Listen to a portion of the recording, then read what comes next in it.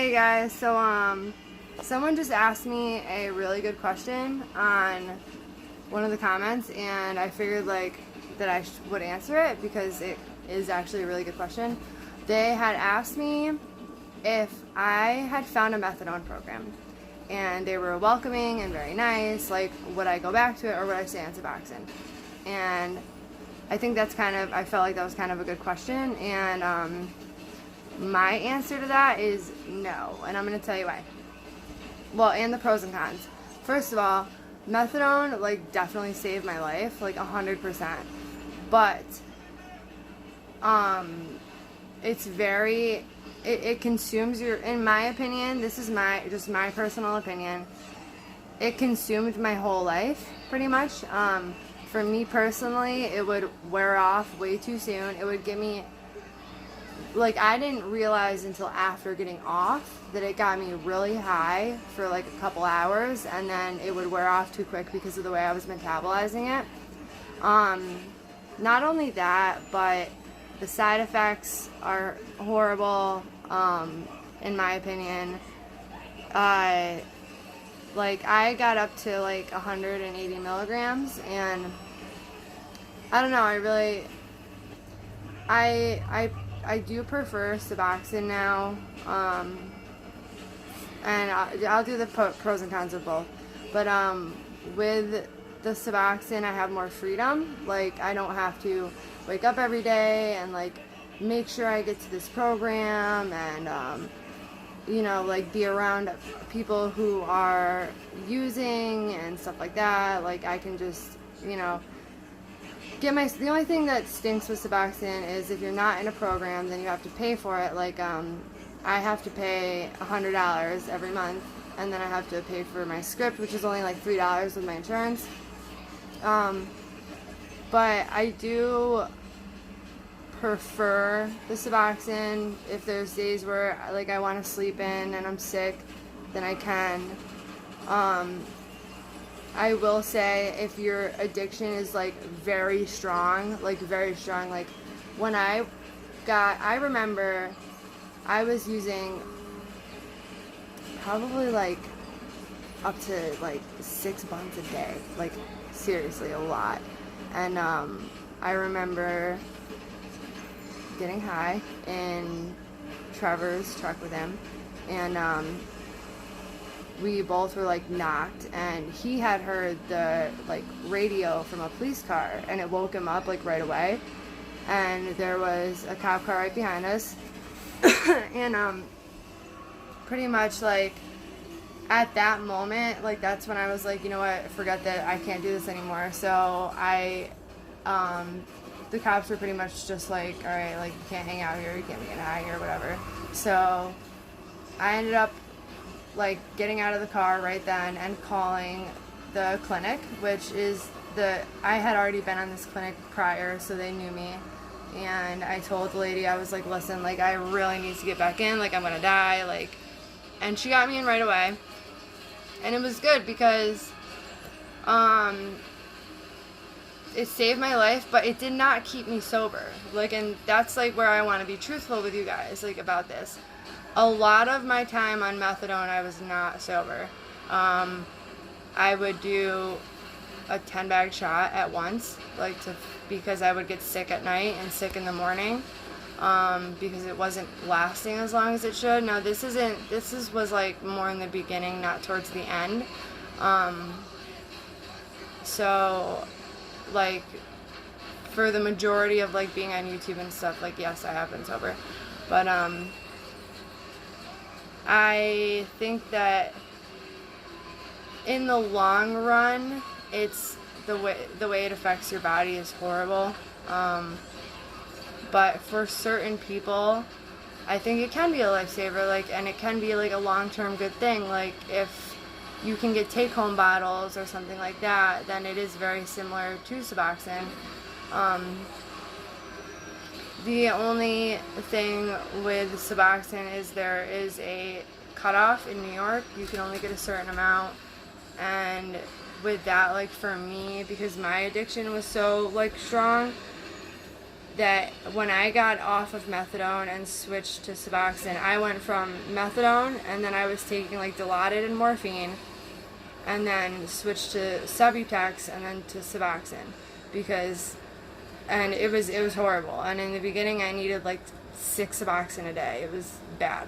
And in New York, I'm pretty sure you're only allowed up to 24 milligrams a day. And like, especially with my esophagus problem, sometimes like the first one I take in the morning is really hard because like I keep like, you know, spitting up stomach acid and stuff, which sucks. But I don't think methadone is something I would ever go back to. I think that, you know, and I hear a lot of people, and I actually talked to a couple of people recently who had told me that it was a lifesaver for them, and I agree. It can be for a lot of people, but it can also turn into a lifelong thing. I first got on methadone in 2010, I think, or 2009 actually, maybe. And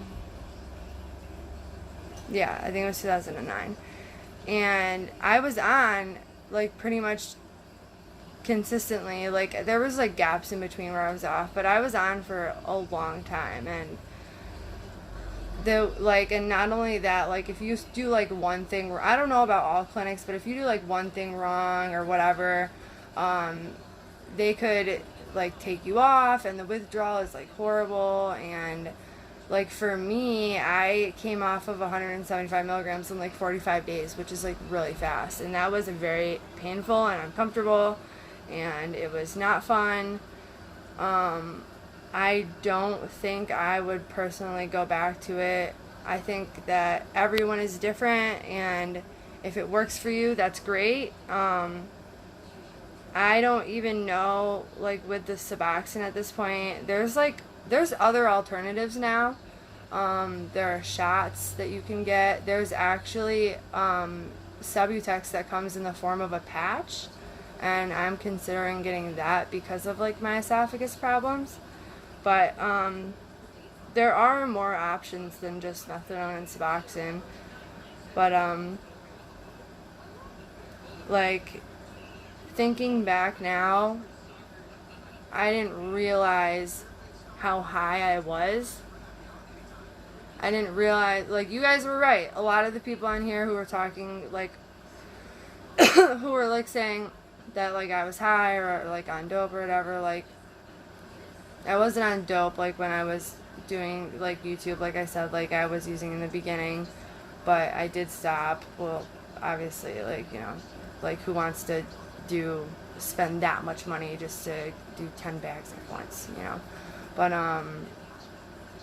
like, you guys were right in a sense, because I was very high on the methadone and didn't realize it until after I got off. And I mean, like, nodding out, sleeping all day, and I thought I was fine, and that I thought everybody else was wrong, and that's like not the case, and I see that now. And with the suboxone, it doesn't come anywhere near methadone. It's very different altogether. It's I don't know, like, you don't get high off of it. I don't feel it at all. And sometimes, like, I don't know, I just feel like I have, like, a lot more freedom with it. You know what I mean? Like, I don't have to, like, really answer to anyone but my doctor. And a lot of suboxone doctors are really nice. There's a lot more leniency. I don't know, you know? And, I mean, the doctor I have right now is, like, really nice. She's a really great doctor. She's not just a great doctor with suboxone, but she's a great doctor in general. And I think that's really cool.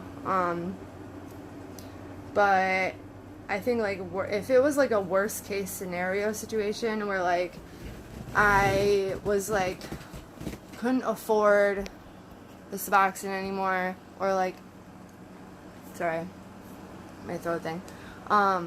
Like, if I couldn't afford it anymore, and I was, like, really withdrawing off of, I probably still wouldn't even do it, just because I think, like, my biggest issue with ever getting back on it would be I don't want to be surrounded by other addicts anymore. And I don't mean that in a mean way. I mean that in like, I'm not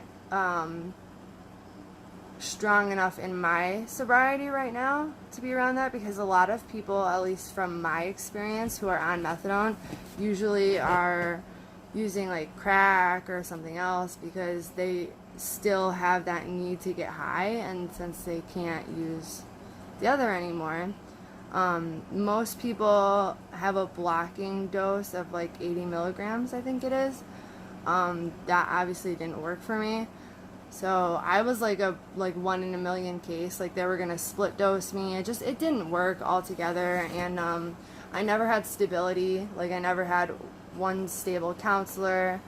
I always thought that like honesty was the best policy. So, and that's got me screwed over so many times. Like I would always be straight up and honest with people, and I would get in trouble for it, and that sucked. And it's like, I don't know.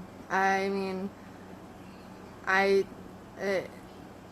there's pros and cons to both. I mean, like with the methadone, you can just take it once in the morning and then you're good for the day. And with the suboxone now, I don't know about like, you know, anywhere else, but around here it's all in boxes, and the boxes don't stay shut, so they can like dump in your bag or in your purse or whatever, and then you can get in trouble, like if you get pulled over. So like you have to like tape the boxes, or you have to like peel off the sticker and put it on a bottle. I don't know why the pharmacies are doing that, but I don't know. It's different for everybody. I guess it's all personal preference. Some people can't take Suboxone because they get headaches, or like the taste is too much and it makes them sick.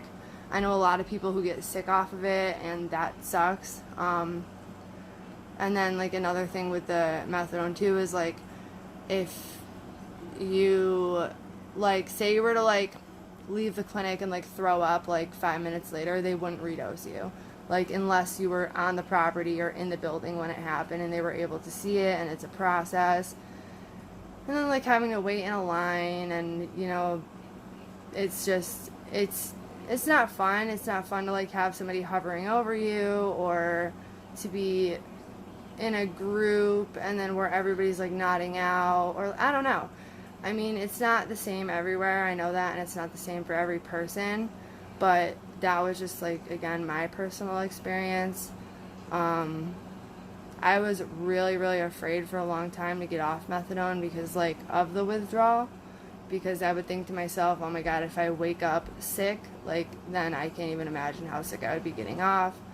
But then I did, and now where I'm at, like you guys know how long it's been since I've been off, I still don't feel that great. Like my body's still adjusting to the Suboxone.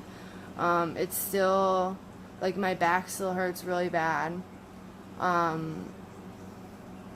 don't know, there's a lot of issues, but that I had with it personally. I know that a lot of people are like dead set, like I am gonna be on methadone forever, and I thought I was one of those people, but I'm kind of glad that I'm not, because now it's like I can, I don't know, I guess I can like it works some, like let's say I sleep into like noon and then I have like an extra Suboxone, and then like one day like I really don't feel good, like then I have one for that day. It's like, I don't know, it works out, and it's not abusing it either. It's just like, it just kind of works. It's like almost like using it as a PRN sort of, because like, I don't know, like this morning I took one at 4 a.m. and then a half of one at around maybe like 10 or 11 in the morning, and then none yet since then, and I still feel okay. But yeah, I don't know. I don't think I would ever put myself back in that situation where like, you know, like if I miss a group or if I get into an argument, which I am a very angry person sometimes, then I could lose the methadone and then go through that all over again. I think like after withdrawing off of it once, I don't want to ever do that again. Like, that was good enough for me. But anyways, that's just my opinion because someone had asked. I would say that for anyone who is on methadone or suboxone or using and not on anything, there's a lot more options now that I didn't even know of. Like, I didn't know there was a patch for Subutex. Like, I didn't even know that. But anyways, I would say read into it and find out what you can, because there is a lot more options than just the two. But that's pretty much that. And yeah, I will talk to you guys soon. I love you guys. Bye.